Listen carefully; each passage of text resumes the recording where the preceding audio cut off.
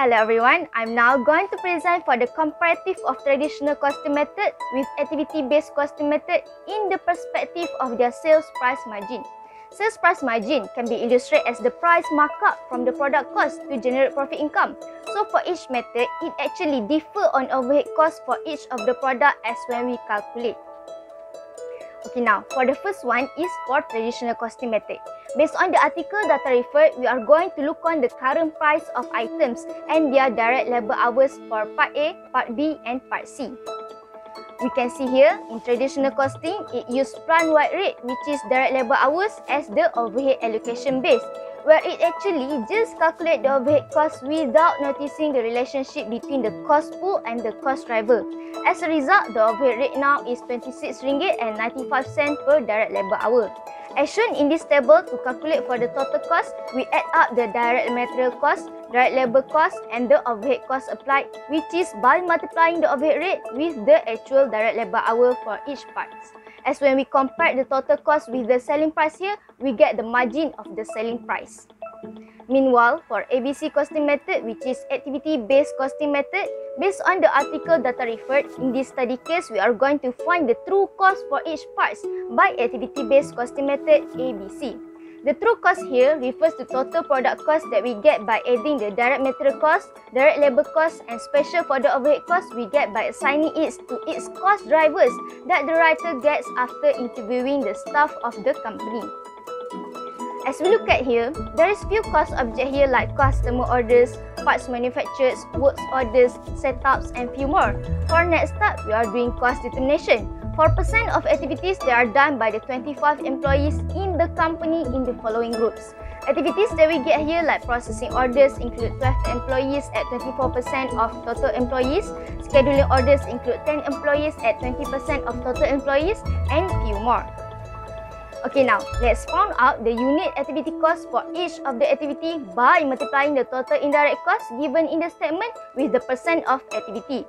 So we get the activity cost for processing orders is RM1,503,840 and continue the same with the others for activities to get the activity cost.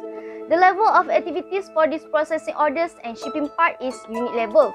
So the cost driver is number of orders and number of shipments respectively, which is 6,300 units.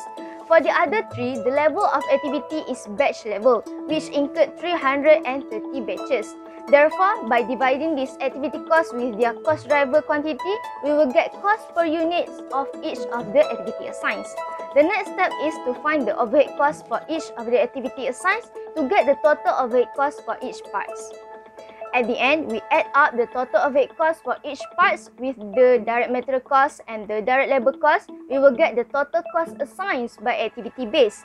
As we compare the total cost for each part with their selling price, we will get the margin of the selling price. Now we can see there is diversities for percentage of the sales margins for each part when we compare between traditional costing method and the ABC costing method, which conclude by using different costing method will occur different amount of total product cost.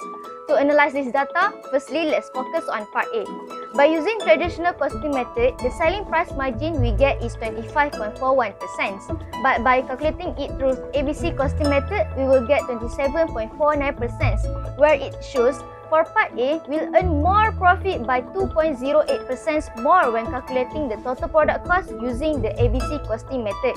For part B, by using traditional costing method, it shows a margin of selling price at 27.50%, while for ABC costing method, it shows 25.140%, where now it shows by using traditional costing method for part B will earn more profit up to 2.36% differ from using ABC costing method.